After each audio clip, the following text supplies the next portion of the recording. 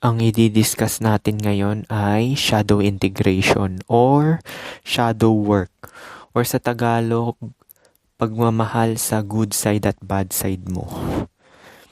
So, ito definition yan. Ang shadow integration ay isang konsepto mula sa Carl Jung sa larangan ng analytical psychology. So, i-define muna natin ano ang shadow. Ang shadow ay yung mga bahagi ng sarili mo na tinatago mo, sinosuppress mo, tinatanggihan mo, tinatalikuran mo, o hindi mo alam na meron ka. So, nakatago siya, hindi mo alam. Halimbawa, galit na hindi mo inaamin, inggit, pride, lust, o kasama yung lust dyan, yung desire mo. O kahit positive traits na pinipigilan mo, halimbawa, leadership, confidence. Hindi ibig sabihin masama lang ang shadow. Ito ay unconscious na bahagi ng pagkatao mo. So, kaya yun yung sinasabi ko sa inyo Mahalin nyo yung sarili nyo ng buong buo para matanggap nyo yung good side at bad side nyo. Para hindi nyo nasosuppress yung potential nyo, di ba? So, di ba kasi sa lipunan, ang ina-accept lang kasi ng lipunan yung mga good personality mo. Ibig sabihin yung katanggap-tanggap. Pero yung hindi katanggap-tanggap na personality mo, kagaya ng leadership, confidence, di ba? Para mangilan-ngilan lang na tao yan. Bago ka maging leader, kailangan meron kang status or managerial position. Lahat naman tao pwede magkaroon ng ganyan na trait, di ba? Confidence, kailangan may i-prove ka muna bago ka pagkatiwalaan. Yung confidence, pwede mo naman gawin yan di ba? Yung confidence kasi is komportable ka lang sa sarili mo at ginagawa mo yung best mo para sa sarili mo. Yun lang naman yan or sa mga ginagawa mo, di ba? So, di ba sa lipunan natin, yan yung sinusuppress ng bawat tao. So, kahit naman na ma-integrate mo meron pa rin talagang lalabas at lalabas pa rin na sinusuppress mo So, kaya tong shadow work na to is lifetime na rin to. Wala talagang perfecto na tao na yung may embrace lahat-lahat. Pero, ang kagandahan sa shadow work is malalabas mo yung potential mo. Actually, yung manifestation law of attraction, 90% is nasa shadow mo yan. Ibig sabihin yung sinusuppress mo. Kagaya ng leadership, confidence, ito, di ba yung mga nagiging successful? Walang naging successful na mahiyain tsaka hindi confident. Lahat ng mga naging successful na tao ay ambitious, may leadership, confident, at hindi mahiyain. Kasi pag mahiyain ka, hindi ka magiging successful talaga. Kasi, or hindi ka magte-take ng risk. Kasi merong mga introvert naman din na nagiging successful, di ba? Pero kailangan nila mag-take ng risk through online. Actually, hindi na nga sila nahihiya kasi may online na So, di ba kasi ang role ng ego is i-preserve yung personality mo na katanggap-tanggap ng sa lipunan para makasurvive ka. Kasi di ba ng mga unang panahon, yung ego kasi ang function niyan is survival talaga Nag-i-scan ka ng threat para i-preserve mo yung sarili mo. Ngayon, nasa lipunan na kasi tayo safe na, di ba? Meron ng gobyerno, meron ng mga pulis. So hanggang ngayon pa rin, nagra-run pa rin tong yung ego natin, yung paghahanap ng threat. Di ba kasi dati ng mga unang panahon sa kagubatan, yung parang may mga hayop ganyan na pwede malagay sa alanganin yung buhay mo. So, yun yung ginagawa lang talaga ng ego. So, ito role ng ego. Ang ego, ang conscious identity mo. Yung ito ako, ganito ako sa mundo. So, ito ang nagmamanage kung paano ka kumikilos sa society. Siya ang gumagawa ng self-image, beliefs tungkol sa sarili, boundaries. Pero may limitasyon ng ego. Gusto nitong panatilihing safe at consistent ang identity mo. Kaya madalas nitong tinataboy ang shadow, denial, projection. So, yan yung role ng ego. I-preserve ka nga, di ba? Self-preservation. So, lalabas na dito yung nagiging people pleaser ka, nakikipag-compete ka sa ibang tao for validation or approval. So, parang itong ego na to, ito yung personality, yung mask mo, yung mask na pinapakita mo lang yung good side mo sa ibang tao para matanggap ka at makasurvive. Nagkakaroon lang ng clash kapag sinusuppress mo yung other personality mo. Ibig sabihin yung shadow personality mo. Kuwari, pagiging ambitious or lustful, di ba? Yung desire mo sa ganyan or confidence mo, sinusuppress mo. Kasi nga, ayaw mo mag-step up. So, dun lang siya nagkakaroon ng problema. O sinabi pa dito, personality, surface level. Ang personality naman ay kombinasyon ng ego, habits, plus social conditioning. Ito yung nakikita ng ibang tao, parang mask o persona. Mas talaga yan. Paano ka magsalita, paano ka mag-react, paano ka makitungo. Sa Jungian view, ang personality are partly constructed, hindi buong ikaw. Yan kasi yung personality simula bata pa tayo, 'di ba? Na brainwash tayo, na social condition tayo. Simula ng bata tayo, yung parents natin, ito lang gawin mo, ito lang yung tama. Yun yung sinasabi ko sa inyo na morality, na social conditioning and programming pa rin yung morality, na ito lang yung tama. Sa eskwelahan din, 'di ba? Parang sinusuppress yung shadow mo kasi 'di ba nung bata pa tayo, kapag bata ka is integrated ka. Ibig sabihin, wala ka pang concept ng good at bad. Pure potential lang talaga siya. Now, habang nakakasalamuha mo yung parents mo, nasusuppress na yung other potential mo. Ibig sabihin yung shadow mo. Na hindi ka tanggap-tanggap sa parents mo at sa lipunan. 'Di ba sa eskwelahan natin ganun din, 'di ba? Wag mong gawin 'yan, masama 'yan. Wag mong ganito, puro limitasyon, 'di ba? Ang ina-accept lang sa lipunan is yung papabor lang talaga sa lipunan. Yung herd mentality, 'di ba? Para ma-accept ka ng ibang tao. So, mostly puro good side lang talaga siya.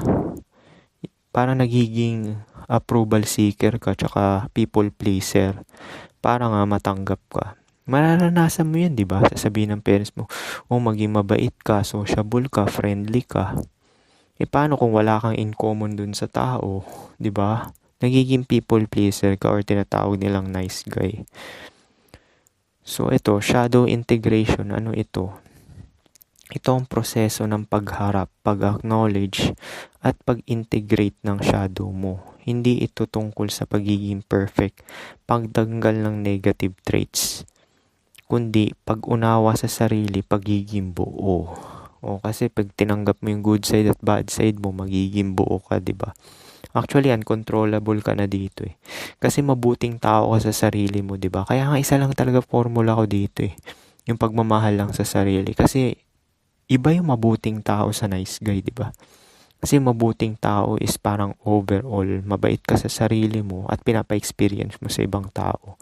Dahil mahal mo nga sarili mo, hindi ka rin exploitable kasi nakikita mo yung bad side mo sa ibang tao rin. So, pag nakita mo na yung bad side, ikakat mo na, 'di ba? So, paano sila magkakaugnay? Ego versus shadow. Ego, mabait ako. Shadow, may galit ka pala. Kapag hindi integrated, magpo-project ka sa iba, ang sama nila. Kapag integrated, alam mong may galit ka, kaya kaya mo itong kontrolin.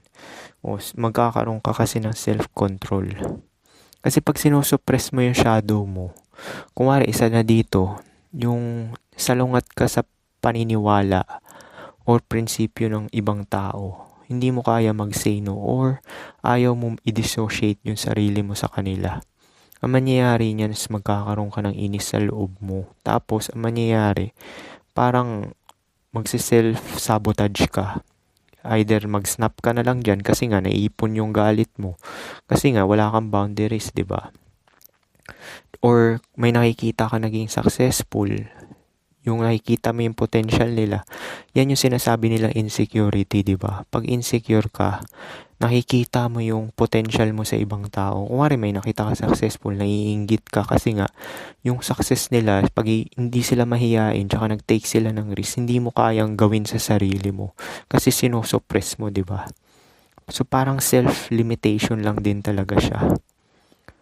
Kaya nga sinasabi sa inyo na mahalin mo yung sarili mo ng buong buo talaga eh. Yung good side at bad side mo. Kasi 'di ba sa lipunan isusuppress 'yan. O wag mong gawin. Pati nga yung kapasidad mo na gumawa ng violence 'di ba? Yung mga violente. Sinusuppress din 'yan eh. Pero kailangan mo 'yan. Paano kung yung pamilya at anak mo nalagay sa alanganin? Kailangan mo 'yan. Pati yung pagsisinungaling, 'di ba? Lahat naman ng tao nagsisinungaling. Tsaka wala naman din talagang totoo. Meaning is yung totoong totoo kasi nga bawat realidad is subjective talaga. Maaring sa akin sinungaling, sa'yo hindi. 'Di ba? Yun yung truth mo. So wala talagang yung truth na truth. So shadow. Kasi pag na-integrate mo, kagaya dito, kapag na-integrate mo, alam mong galit ka, kaya kaya mo itong kontrolin. So, kung wari, may hindi ka sang-ayon sa tao or ini-exploit ka, di ba makakaramdam ka ng galit? Di ba pag nakikipag-deal ka sa ibang tao, may mararamdaman ka? Kasi mostly nga, nagpo-projectan lang tayo eh. So, yung reflection nakikita mo sa kanya is, yun yung nararamdaman mo, hindi mo kayang kontrolin. So, kung wari na ini-exploit ka ng tao na kaharap mo, kung hindi mo na-integrate yung shadow, hahayaan mo na lang, 'di ba? Magiging nice guy ka. Pero kung na-integrate mo yung shadow mo, ikakat mo na yung tao. So, shadow, personality distortion. Kapag suppress ang shadow, nagiging fake ang personality, people-pleasing, o biglang outburst. Yan yun, self-destruction. Actually, lahat to self-destruction. Pag nagiging fake ka sa sarili mo, binibetray mo yung sarili mo, hindi mo rin nabibigay lahat yung buong potential mo. Kasi 'di ba sa shadow yung magbibigay sa iyo ng ng ma-attract mo yung mga gusto mo sa buhay. Shadow yun 90% daw ata. O kasi sa subconscious yun di ba yung subconscious mo yung mag-a-attract para sa mga minanifest mo or gusto mo ma-experience. So mostly nasa shadow work yan. So pag hindi integrated yung shadow mo, hindi mo ma-attract yung gusto mo kasi nga hindi mo kayang pakawalan yung potential mo Kagaya nito, sinusuppress yung shadow, nagiging fake ang personality. So suppression yan, 'di ba? Hindi mo malabas yung confidence mo, 'di ba? Dahil fake mo yung sarili mo. Now, pag totoo ka sa sarili mo, magiging confident ka. People pleasing. Yan, wala kang boundary niyan. Kahit naiinis ka na sa kalooban mo at alam mo nagsisinungaling yung kaharap mo, ayaw mo pa rin sabihan na hindi mo gusto yung ginagawa niya. Para hindi na umulit. Kasi 'di ba yung mga tao, pagka lumabas yung kauna-unang red flag nila, itetest ka ng itetest yan paulit-ulit yan pag hindi ka nag-say ng no or tinaas mo yung boundary mo. Ang mangyayari yung mga tao paulit-ulit. Kaya nga naniniwala ako dun sa first impression last Kasi yung first impression last, totoo yan, paniwalaan mo yan. Ang masaklap pa dito sa first impression last is nakatatak na talaga yan sa utak ng tao. Permanente na. As in, kahit maging successful ka, yung version pa rin nila nakita sa'yo nung kauna-unahan, yun pa rin yung tatatak sa utak nila. Ganun ka-deep yung first impression last. Kaya, pag may nakita kang tao na ayaw ka sa unang meet pa lang, kahit anong gawin mo dyan, magpakabait ka dyan, o magpakasalbahe ka, hindi ka talaga niyan gusto. O ito, biglang outburst. Yan yun, yung mga, alam mo yung mga road rage, di ba? Yan yun, biglang nag-outburst. Tapos yung mga lalaki na or babae na seloso, tapos sabay pagpaulit-ulit na nag-outburst. Kasi pwede naman sila umalis dun sa relasyon, di ba? O kung wari, nag-cheat yung babae or lalaki. Unang red flag pa lang, di ba? O di, dispatcha mo na agad. Ikat mo na sa buhay mo. ginagawa kasi nila. Actually, sa option lang din naman yan kung wala kang option. Tsaka wala kang abundance mindset na hindi mo naiisip na kapag may mawawala, may papalit, 'di ba? Tsaka walang permanente sa mundo. Actually, yan yung mga pinag-share ko na clip, 'di ba? Kasi yan talaga yung mapagpalaya. Walang makakakontrol sa iyo niyan pag nalaman mo yun, walang permanente sa mundo. Pag may mawawala, may papalit. Mabilis ka talaga makaka-move on. Hindi lang sa relasyon yan kahit sa trabaho mo, kung may mawala sa'yo. Integration, authentic personality. Kapag na-integrate, mas grounded ka. O mas nakakaisip ka ng clear niyan. Nakikita mo talaga yung mga bawat anggulo. Mas tunay ka, hindi ka madaling matrigger. Example practical, isipin mo, ayaw mo sa mayabang. Lagi kang naiinis sa confident na tao. Posible shadow mo yung suppress confidence mo. Yan yung sinasabi ko sa inyo na lahat ng mga tao na mi-meet mo is reflection mo. Yan yung mga gusto mo at ayaw mo sa sarili mo. Pino-project mo lang sa ibang tao. 'Di ba, naiinis ka, sinasabihan mo siya mayabang kasi confident siya. Pero yan yung gusto mong maging, 'di ba? Pino-project mo lang kaya naiinis ka kasi hindi mo nagagawa yung imbis na ikaw yun, yung gumagawa ng confidence na yun. Kagaya diyan sa TikTok, 'di ba? Marami mga nag-a-affiliate diyan. Siyempre sa una, wala namang una magaling, 'di ba? So nakikita mo yung improvement nila, nagiging confident sila. Kaya kayo talaga, kailangan nyo talagang i-test talaga yung sarili nyo. As in, wala naman mawawala sa inyo sa totoo pag nag-try kayo. Huwag nyo lang i-try yung pagiging reckless yung extreme sport, yung tatalon, pag nanakaw, or kung ano-ano pang mga krimen dyan. Bukod doon, mag-take kayo ng risk, yung tingin nyo wala namang mawawala sa inyo. So, integration, tanggapin mo na gusto mo ring maging confident. Yan nga yun, di ba? Kaya sinasabihan mo mayabang yung ibang tao kasi nga gusto mo yung confidence niya pero hindi mo siya magawa sa sarili mo. Kasi nga, sinupress mo yung sarili mo, hindi mo tinanggap yung good side at bad side mo Gamitin mo ito in a healthy way. Kaya nga sinasabi sa inyo, mag-try talaga kayo para walang regrets. Kasi yan yung potential mo Sa shadow mo rin nakasalalay yung success.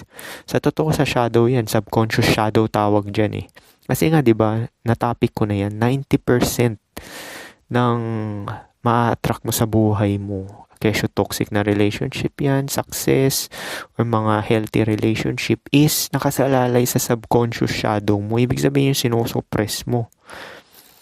Ang hindi mo inaangkin sa sarili mo, makikita mo sa ibang tao, projection, di ba?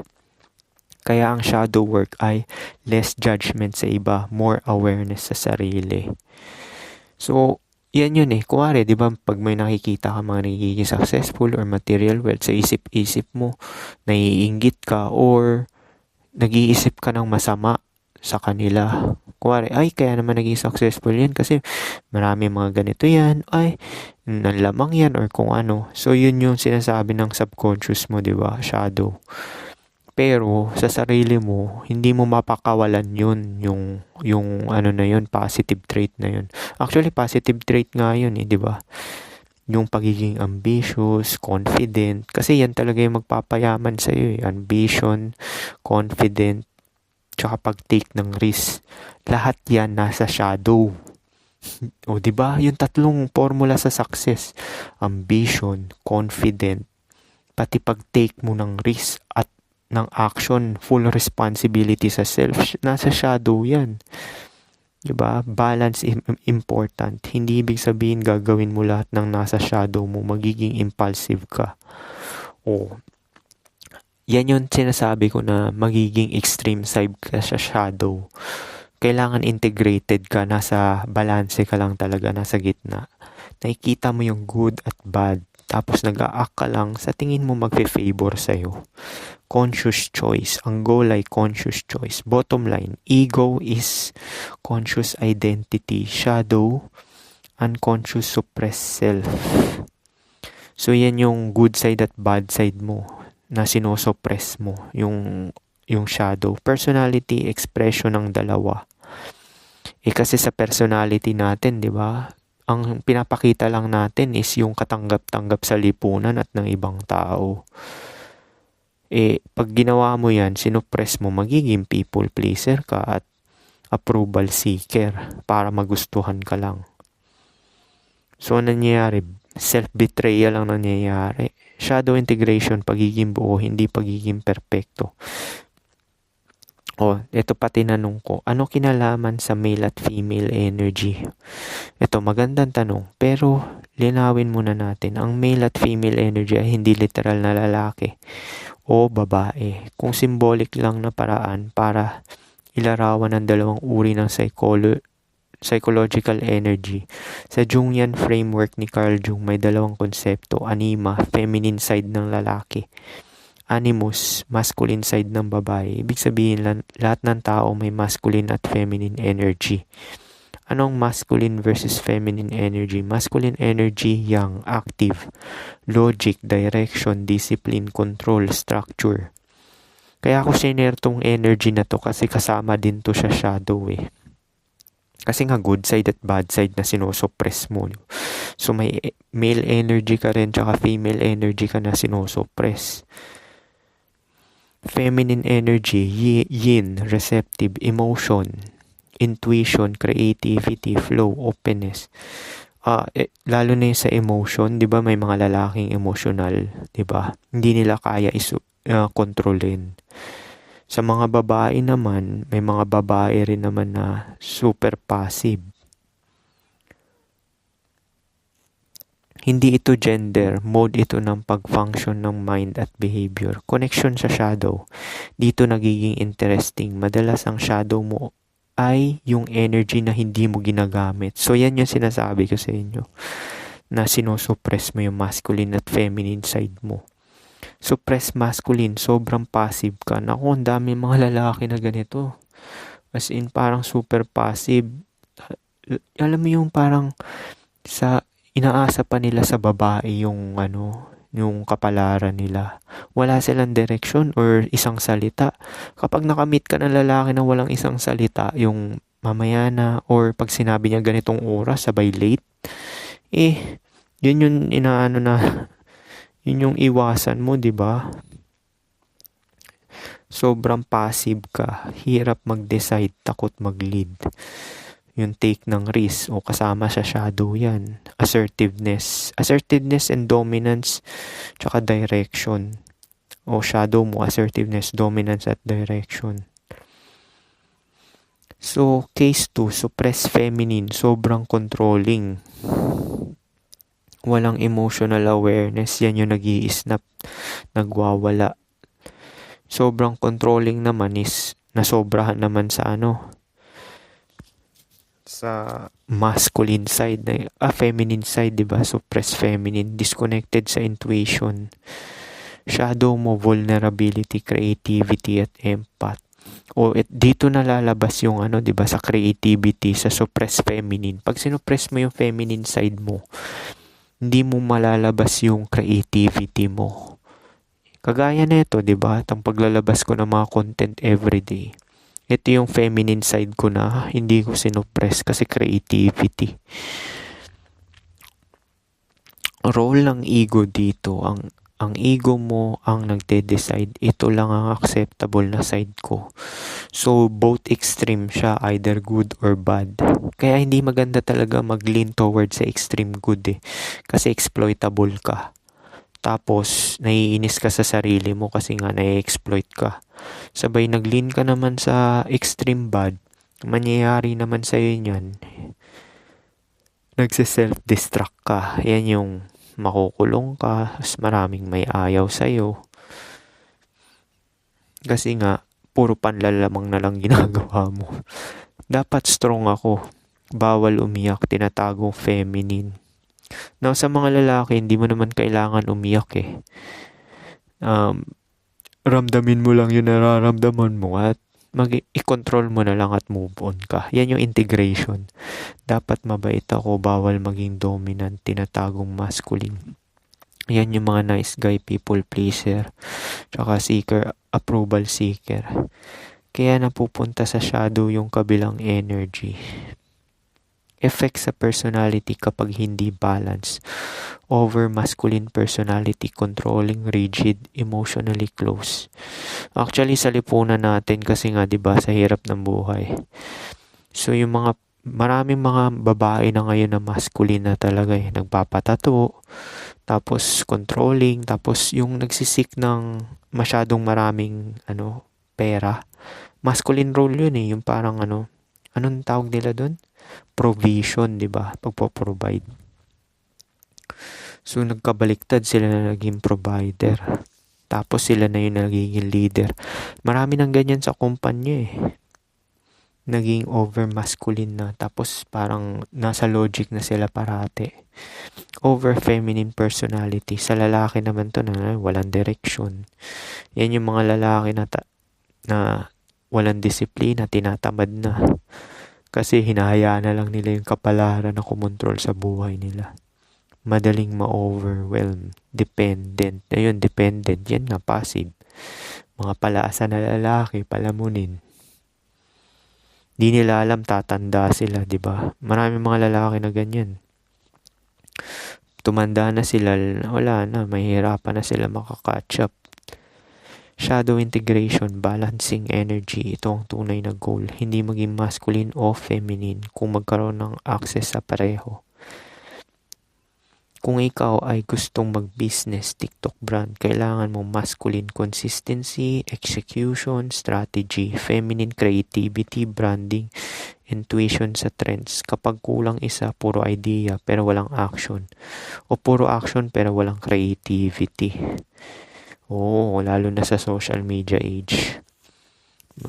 Inaano ng mga tao yung appearance mo, tapos yung mga sinasabi mo kung may tulong ba talaga sa kanila. So, kailangan balance yan. Tsaka, strategy, consistent ka dapat. Execute mo. Tapos, yung feminine branding, creativity. Final takeaway. Ego, pinipili kung anong energy ang pwede. So, yan nga yun. Naglilin towards sa extreme side. Tsaka yung ego, yung nag-aano ng personality, nagpe-preserve dun sa personality mo na acceptable lang. Sa lipunan, shadow, tinatagong masculine feminine trait. Personality, resulta ng imbalance or integration. Shadow integration, pagiging flexible, kaya mo maging soft at strong. Intuitive at logical, flowing at disciplined. So, yan yung shadow integration. Nakakonekta rin yan sa subconscious programming mo kasi nga 'di ba yung lipunan natin simula bata pa tayo, sinosuppress yung shadow natin. Pagkabata ka, 'di ba? Wala na pure consciousness. Pure pa yung consciousness mo niyan. Wala kang konsepto ng good at bad, tsaka mga morality. Habang lumalaki ka, sinosuppress yung shadow mo para maging sunod-sunuran ka. Actually, yun talaga yung role ng lipunan I-category ka sa box para magkaroon ka ng madaling makontrol yung tao. Kasi nga, group mind, di ba? So, ginagawa is sinusuppress yung shadow nila para madelay sila makontrol. Pansin mo yung kaya nga sinasabi ko sa inyo na kailangan mahalin nyo yung sarili nyo, yung good side at bad side nyo para hindi kayo madaling makontrol at mapakawalan nyo yung potential nyo. Para, kumari matanda ka na, wala kang pagsisisihan kasi nga, nagawa mo na yung best mo para sa sarili mo In-embrace mo yung good side at bad side mo. Dun din nakasalala yung success mo sa shadow. Kasi nga 90%, diba? So, kailangan talaga i-embrace mo yan. Kapag nangyari yan, di ka controllable. At magiging successful ka sa anumang larangan na gusto mo. So, paano? Yun lang. Peace.